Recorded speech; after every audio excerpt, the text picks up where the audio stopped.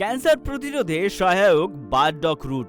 এশিয়ার রান্নায় ব্যবহৃত এই মূল জাতীয় উপাদানটির মধ্যে রয়েছে ক্যান্সার প্রতিরোধের ক্ষমতা।